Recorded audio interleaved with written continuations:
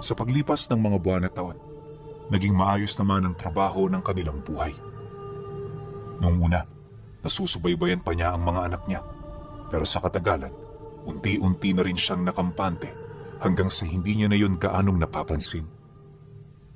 Tiwala siya na kapag umalis ang mga ito sa bahay nila, diretso ito ng paaralan. Awa naman ng Diyos, walang bumisitang guro sa kanila para ireklamo ang mga anak nila. Ayon kay Isagani, sapat na itong patunay na hindi ito bulakbol at nag-aaral ito ng maayos. Subalit, ilang buwan bago sumapit ang pagtatapos ng panganay niyang anak sa elementarya, merong nangyaring hindi inaasahan. Ayon sa kanya, panahon noon ng kapasanang bigla na lamang itong hindi nakauwi. Nataon din noong ginabi siya sa trabaho, kaya pasado 8:00 na nang malaman niya ang tungkol dito. Kaya naman sa takot niya, hindi na siya nag-atubiling bumaba ng baryo para hanapin ito. May mga alam siyang lugar kung saan pwede niya itong hanapin. Dahil sa lahat ng kanyang anak, ang panganay niya na babae ang bukas sa lahat ng mga ginagawa nito.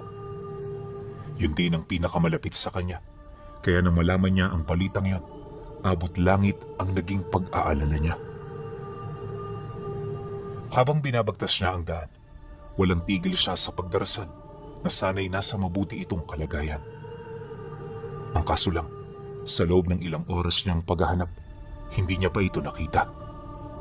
At ang mas nakakalungkot pa, walang kahit isa sa mga napagtanungan niya ang nakapagsabi sa lugar na huli nitong pinuntahan. Ultimo mga kaibigan nito, nagmaang-maangan sa kinaroroonan ng kanyang anak. Kaya sa galit niya, minarapat niyang umalis na lang para hindi na siya makapagsalita ng mga bagay na ikakagalit ng mga nakausap niya. Makalipas pa ang ilang minuto, nang makalabas na siya ng baryo, dali-dali siyang pumunta sa mga kabahayang madaraanan niya. Malapit kasi ang mga taong yun sa kanya at alam niya anumang oras tutulungan siya nito kapag humingi siya rito ng pabor. Pagdating niya sa unang bahay, agad siyang pinagbuksan ng pinto. Pagpungad sa kanya ng padre de pamilya, gulat na gulat itong nagtanong ukol sa ginagawa niya roon ng 10 oras. Nang marinig naman ni Isagani ang sinabi nito, hindi siya nagdalawang isip na sumagot dito ng, "Nawawala ang anak ko. Pako, baka nakita mo siyang dumaan dito kanina. May napansin ka ba?" Nang marinig naman yon ng lalaki, umiling lang naman ito, indikasyon na wala yung nakitang dumaang bata. Kaya nang maunawaan ito ni Isagani, hindi na siya tumagal sa bahay nito. Dali-dali na siya noong naglakad hanggang sa makarating siya sa ikalawang tahanan. Yun nga lang, kagaya ng sinabi ni Paco, wala rin yung nasilayan. At sa 6 na bahay na kanyang binisita, walang nakapagturo sa kinaroroonan ng anak niya. Bagaman nangako ang mga ito na tutulong sa paghahanap, hindi yun sapat para maibsan ang sakit at pag-aalala na kasalukuyan niyang nararamdaman. Hindi naglaon, nang wala na siyang mapuntahan, pinili na lamang niyang umuwi sa kanila. Nang hihina man ang katawan buhat sa dalang kabiguan, hindi niya ito ipinakita sa kanyang asawa. Alam niya kasi na kapag nanghina siya, manghihina rin ang kanilang pamilya. At para makapag-isip ng maayos, kailangan niyang mapanatili ang pag-asa at kabuuan ng kanyang loob. Pagsapit ng sumunod na araw, maaga pang bumisita ang 6 na lalaking nakatira malapit sa bahay nila. Bawat isa sa mga ito, ganadong tumulong upang makita nila ng mas mabilis ang bata. Pagsilay naman dito ni Isagani, taus-puso siyang nagpasalamat sa ipinapakitang tulong at suporta ng mga ito sa kanila. Hindi nagtagal, dala ng pagmamadali, agad nilang tinahak ang daan patungong baryo. At kagaya ng ginawa niya noong nagdaang gabi, muli silang nagtanong-tanong hanggang sa may nakapagsabi sa kanila ukol sa mga taong huling nakasama ng kanyang anak. Ayon sa mga ito, namataan nila yung naglalaro sa plaza malapit sa palayan magbabandang 4:00 ng hapon. Masayang masaya ang mga ito, kaya hindi sila rito naghinala ng kung ano. Dagdag pa ng saksi na pagkatapos nitong maglaro, may narinig sila roong mga sigaw bago tumahimik ang hiyaw ng mga kabataan. Pagdungaw nila rito, wala naman silang nakita maliban sa mga kalalakihang naglalakad, bitbit ang mga sakong tila bang may laman ng kung anong mabigat. Paglayo ng mga ito, tsaka pa lamang lumabas sa mga nagsisitaasang talahib yung mga batang nakaligtas. Bawat isa umiiyak at halos hindi makausap. Maya-maya pa, dumating ang mga kakilala ng mga ito, kaya hindi na nila yon pinagkaabalahang lapitan. Akala kasi nila walang nasaktan, ngunit ang hindi nila alam meron na palang nawawala. Matapos naman yung marinig ni Isagani, dali-dali nilang pinuntahan ang plaza kung saan ito huling nakita. Pagdating nila sa lugar, wala naman silang napansing kakaiba maliban sa mga marka na nangyari noong nagdaang araw. Nalanghap din niya ang amoy ng kanyang anak, kaya nakasisiguro siya na nagsasabi ng totoo ang mga napagtanungan nila. Dahil dito, kung kaya't di na sila nag-alangan na ito ay hanapin. Kumpiyansa siya noong makikita niya ito dahil na rin sa tinatago niyang abilidad. Kung hindi niyo kasi naitatanong pinuno, may dugo ng mambabarang at aswang itong si Isagani. Eksperto rin ito pagdating sa gaway at may kakayahan din itong manghula ng hinaharap ng isang tao. Ngunit sa kabila ng ganoong abilidad, pinili niyang maging ordinaryo alang-alang sa kanyang mga anak. Dagdag pa niya na ang mga taong nakatira malapit sa bahay nila ay parte rin ng uri na kinabibilangan niya. Nung umalis sila sa kanilang angkan, ang mga ito ang nagsakripisyo para lamang may makasama siya. At magmula noong nagkaroon siya ng supling, pinili na rin ng mga itong mamuhay ng normal kagaya niya. Ilang dekada rin nila itong itinago bago nila yung tuluyang magamit. Bagaman labag ito sa kanyang loob, wala siyang magagawa dahil sa mga sandaling yon, buhay ng kanyang anak ang nakataya. At sa loob ng halos 1 linggong paghahanap, kung saan-saan na sila dinala ng amoy na matagal na nilang sinusundan. Habang tumatagal may nabubuong pag-asa sa kanyang kalooban, pero nang marating nila ang pinakadulo nito, bumungad sa kanila ang isang nakakalungkot na katotohanan. Sa isang liblib na parte ng kawayanan, nakita niya ang kanyang anak na nakasabit habang may tali sa liig. Putol na rin ang mga daliri nito at tila bang pinahirapan lang yon bago iwan doon. Wala naman silang nakitang senyales na nagamit ang bata, kaya hindi naging malinaw para sa kanya ang motibo ng pagkapaslang nito. Gayunpaman, ano't anuman ang rason, malakas ang kanyang kutob na meron itong kinalaman sa kanilang pamilya at lahing pinagmulan. Pagkakuha nila ng labi, agad nila itong binalot ng kumot bago ilagay sa isang malaking sako. Maingat ang pagbitbit nila rito hanggang sa makabalik na sila sa kanilang tahanan. At nang maipasok na nila ito sa loob ng kabaong, dito pa lamang dahan-dahang bumuhos ang kanilang mga emosyon. Pagsapit ng gabi ng lamay, inabisuhan niya ang 6 niyang kasama na walang papapasukin sa kanilang bahay. Dahil kasi sa mga nangyari, hindi niya maipagkakaila na naging makitid ang utak niya. Agad naman yung sinang-ayunan ng 6, kaya sa 9 na araw na pagdadalamhati, silang magkakamag-anak lang ang nakakita sa labi ng kanyang anak. At sa pagsapit ng araw ng libing, lahat ay nagluluksa habang inihahatid ang labi nito sa huli nitong hantungan. Matapos niya yung ihimlay, bumalik sila sa kanilang tahanan na para bang hindi na nila kilala ang kanilang mga sarili. Bawat isa kumikilos ng wala sa malay, indikasyon na patuloy pa rin nilang pinaghihinagpisan ang nangyari sa panganay niyang anak. Lumipas ang mga araw, hindi pa rin nawawala ang kirot buhat sa mga nangyari. Nagpatuloy din ang ganoong dagok sa kanilang pamilya Dahil kahit anong gawin nila, wala talaga silang makitang bakas na maaaring makapagtuturo sa mga salarin ukol sa pagkamatay nito. At habang tumatagal na gano'n ang kanyang nararamdaman, unti-unti na rin siyang binabalot ng kadiliman. Sa sobrang pagmamalabis na muling masilayan ang kanyang anak, nagdesisyon siya na makipagkasundo sa demonyo. At ang naging kasunduan nila ay ang kanyang kaluluwa kapalit ng muling pagkabuhay ng anak niya. May kaakibat din yung parusa dahil labag sa kanilang uri ang ganoong ritual habang tangan pa nila ang dugo ng kanilang angkan.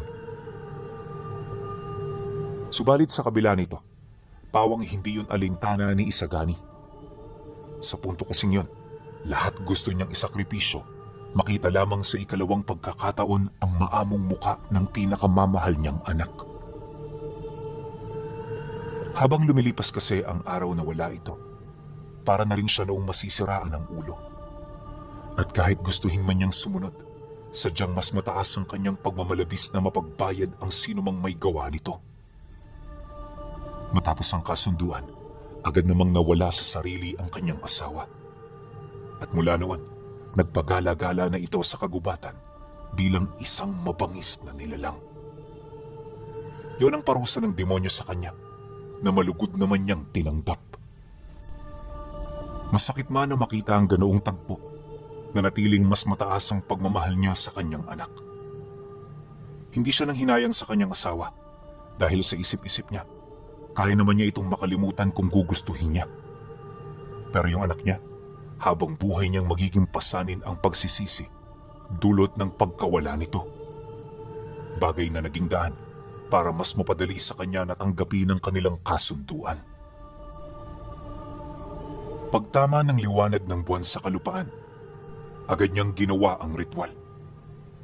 Mula sa kanilang bakuran, gumawa siya ng mga simbolo na dali-dali naman niyang nilalapatan ng mga kandilang may siga ang bawat pundasyon nito. At sa bawat paghukay niya sa lupa, sinasabayan niya ito ng mga dasal gamit ang mga diyalektong hindi pa alam ng tao. Matapos niya yung may isa katuparan, dito na dahan-dahang nag-iba ang amoy ng simoy ng hangin. At sa isang iglap, naging maligalig na ang buong paligid hanggang sa muling umaho na sa mga simbolong yon ang diablong pinagbentahan niya ng kanyang kaluluwa. Paglitaw nito sa mundo, kalong-kalong na nito ang katawan ng anak niyang hubot-hubad. Para itong isang maliit na sanggol na maamong nagpapahinga sa bisig ng magulang niya. Pagsilay naman niya sa anak niya, abot langit ang naramdaman niyang tuwa. Lahat ng lungkot at pag-aalala niya ay napawi at halos hindi na rin niya naisip ang bigat ng sakripisyo para lamang maibalik ang buhay nito. Bago rin yan pakawala ng diablo, mariin itong inihabilin ang mga bagay na dapat at hindi niya dapat gawin. Pagkasundo nilang dalawa, tsaka pa lamang nito kinuha ang esensya ng kanyang kaluluwa. Magmula sa araw na ito, Isagani, hindi ka na makakaramdam ng sakit mula sa mga sugat na iyong matatamo. At hanggat buhay ang mga anak mo, mananatili ka sa mundong ito para magabayan mo sila. Ituring mo itong awa ko bilang iyong Panginoon. Wika ng diablo. Pagkasambit nito ng mga katagang iyon, dahan-dahan naman itong bumalik sa kalaliman ng lupa. At sa isang kisap mata, binalot ng nakakabinging katahimikan ang buong paligid. Maya-maya pa, dito na nagkamalay ang anak niya. Pagsilay nito sa kanya, agad niya itong inabutan ng kumot para maisaplot ito. Matapos nun, yumakap ito sa kanya na parabang walang pinagbago. Iyak yun ang iyak habang inilalahad ang bukod tangi nitong karanasan. Ayon sa kanyang anak, na nagmula noong nawalan siya ng malay, napadpad siya sa isang napakalawak na kapatagan. Punong-puno ito ng maliliit na damo, tapos kapag sumasapit ang gabi, binabalot yun ng napakaraming alitap-tap na siyang nagsisilbi nitong liwanag. Ang kaso lang, kahit gaano kaganda ang lugar na yon, wala itong mahagilap na tao roon. At sa abot ng kanyang pagkakatanda, parang taon din siyang namalagi sa lugar. Inakala rin nitong hindi na siya roon makakalabas hanggang sa dumating ang araw na may kung anong puwersa ang humugot sa kanya para maibalik siya sa mundo na minsan niyang kinagalawan. Nang marinig naman ito ni Isagani, dito niya napagtanto na yun nga ang totoo niyang anak. Nakakapanlumo man ang naging sakripisyo para mabawi ito, kahit papaano itaus-puso pa rin siyang nagpapasalamat. Pagpasok nilang dalawa sa loob ng bahay, dito sila nagkausap ukol sa totoo ritong nangyari. Ayon sa kanyang anak, na nung hapong yun, kasakasama niya ang mga kamag-aral niya. Naglalaro sila hanggang sa biglang dumating yung mga kapatid nung kaklase nitong nakaaway niya 1 linggo na ang nakakaraan. Paglapit nito, dali-dali siya nitong kinaladkad hanggang sa makapasok sila sa damuhan. At mula roon, pinalian nito ang kanyang mga kamay at paa, tsaka siya nito isinilid sa sako. Kabilin-bili na nito sa mga kamag-aral niyang nakakita na huwag magsusumbong dahil sa sandaling ginawa nila ito, sila naman ang susunod. Matapos nun, nagsimula na ang pagdala nito sa kanya sa lugar na hindi niya alam kung nasaan. Bago rin mawala ang kanyang malay, katakot-takot na pahirap ang kanyang pinagdaanan hanggang sa malagutan na siya ng hininga. Nang marinig naman yun ni Isagani, nakaramdam siya ng matinding takot. Halos isumpa niya ang mga taong yon dahil pakiramdam niya ininsulto siya ng mga ito. Nung nasa kasagsagan kasi sila ng paghahanap, may pagkakataong tumutulong pa ito sa kanila. Di naman sila naghinala rito, gawa ng malinis ang presensyang dinadala nito. Nang maunawaan niya ang tungkol dito, isang bagay lang ang naisip niya, at yun ay walang iba kundi maaaring nagtatangan ang mga ito ng mutya. Anumang uri ng mutya ang kanilang dinadala, nakakasiguro siyang isa sa mga abilidad nito ay ang pagtago ng bakas ng presensya nila na may kaugnayan sa kanilang mga masasamang gawa. Dahil dito, dali-dali niyang ipinatawag ang kanyang mga kasama kahit 10 oras na ng gabi. Hindi naglaon. Nang marinig na ng mga ito ang bulong niya sa hangin, bigla na lamang nilang naramdaman ang mga yapak nito sa labas ng kanilang tahanan. Ano ang kailangan niyo, Manoy Isagani? Pagpasensyahan niyo na kung hindi kami kagad nakarating. Marami lang kasi kaming pinagkakaabalahan. Wika ng pinakamatanda sa anim. Nang marinig niya ang sinabi nito, di naman niya yun kaagad na pinansin. At sa halip na pagtuunan nito ng atensyon, agad niyang inilahad ang tungkol sa masayang pagbalik ng kanyang anak.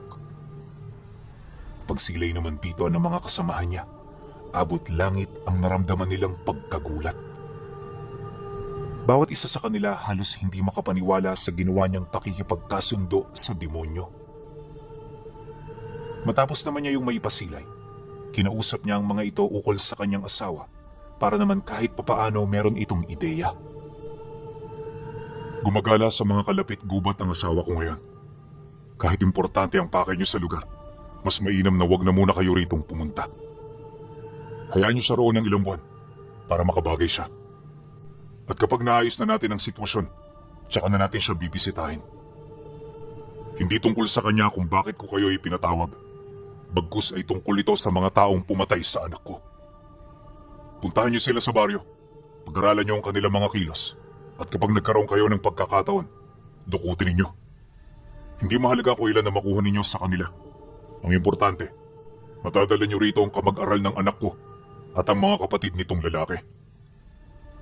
Wika niya. Nang marinig naman yun ng anim, wala namang tumutol kahit isa. Pagsang-ayon ng mga ito, mabilis naman yung naglakad hanggang sa maglaho na ito sa kanilang mga paningin. Maya-maya pa, nang maging payapa na ang lugar nila, doon pa lamang siya nagdesisyon na magpahinga. Halos 6 na araw din nilang minanmana ng pamilya hanggang sa nalaman na nila ang mga ginagawa nito sa araw-araw. Doon na rin sila nagkaroon ng pagkakataon para kumilos, kaya nang matsyempohan na nila ang mga ito, walang pag-aatubili nila yung dinukot.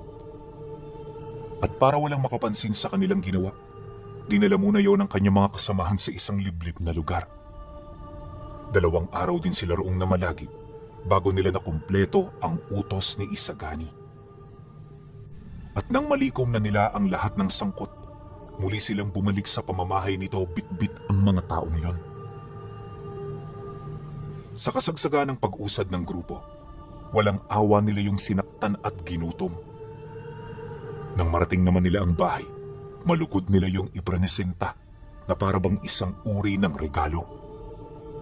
Pagsilay naman niya sa mga ito, abot langit ang naging tuwa niya habang nagwiwika sa kanyang mga kasama ng, Maraming salamat sa inyong katapatan, aking mga kapatid. Huwag kayong mag-alala dahil ang mga ito ay babaunin ko hanggang sa aking kamatayan. Halina kayo, marami pa tayong gagawin. Pagkasambit niya nito, agad naman silang umalis. Bagaman kalaliman na ng gabi, walang pag-aatubili silang naglakad patungo sa bukana ng gubat. At nang marating na nila ang lugar na yon, nakita niya ang kanyang asawa na nanlilisik ang mga mata habang nakatayo sa pinakagitnang bahagi ng daan papaloob nito. Habang nasa ganun itong estado, kapansin-pansin ang pag-angil nito. Malayo na rin yun sa dati nitong wangis, kaya naman ang mga kasamahan niya, medyo nakadistansya na. Nang mapansin naman ito ni Isagani, agad siyang naglakad papalapit, bit-bit ang katawan ng lalaking kinuha niya sa sako. Ang pinakamatanda sa mga ito ang naisip niyang ialay dahil sa lahat ng sangkot sa pagkamatay ng kanyang anak, yon ang may pinakamalaking ampag. Pagharap nilang dalawa, agad niyang ibinato malapit dito ang katawan ng lalaki. Makailang beses pa yung nagmakaawa pero di man lang niya yung tiningnan ni tininig. Para sa kanya, mortal ang kasalanang nagawa nito kaya hindi niya yun kayang patawarin. Dahil dito, kung kaya't walang nagawa ang lalaking yon kundi ang umiyak habang patuloy na iniaabot ang kamay nito. Pagsilay naman ng asawa niya sa biktima, bigla niya yung inapakan hanggang sa bumaon sa katawan nito ang matatalas nitong kuko sa paa. Hindi pa yun nakontento. Tinadyak-tadyakan pa nito ang biktima hanggang sa mapasukan na ito ng malapot na dugo. Namumutawi na rin ang mga mata nito, indikasyon na parang nawawala na yon ng ulirat. Ilang segundo pa ang lumipas, tuluyan na ring umunat ang mga paa nito hanggang sa nagsimula na itong mangisay. Wala na rin yun sa kanyang sarili kahit makailang beses pa itong tinawag ni Isagani. Pagbaba ng kamay nito, dito na hinugot ng asawa niya ang puso nito bago yun kumaripas ng takbo papalayo. Matapos ang pangyayari, tsaka pa lamang sila pumasok sa loob ng gubat. Nang marating nila ang pinakapuso nito, itinali nila ang mga biktima sa isang malaking puno upang ipapatay sa asawa niya sa mga susunod na araw. At nang magawa na nila ito, dito na sila nagdesisyon na umuwi. Mag-iilang araw din silang nanahimik hanggang sa bumisita sa bahay niya ang pamilya ng mga binatilyong nawawala. Galit na galit ang ama nito na sumugod na kahit wala yung ebidensya parang siya na talaga ang pinagbibintangan nito. Pagpasok nito sa bahay nila, agad nitong pinabuwal ang mga upuan sa labas habang walang habas siyang pinagmumumura. Kaya naman ang marinig ito ni Isagani, hindi na rin siya nagdalawang isip na kaharapin ito. Pagpang-abot naman ng kanilang paningin, may galit niyang tinanong ito ng, Ano ang dahilan ng pagkawala mo? Alam mo ba ang iyong ginagawa? Batid mo ba ang magiging kahinat na ng lahat ng yan? Nang marinig ng lalaki ang kanyang sinabi, dito na ito mas lalong nagwala. Paulit-ulit siya nitong pinagdududuro habang walang patid na sinisigawan. Dagdag pa nito na ang katulad niyang mamamatay tao ay hindi na dapat magtagal pa sa mundo.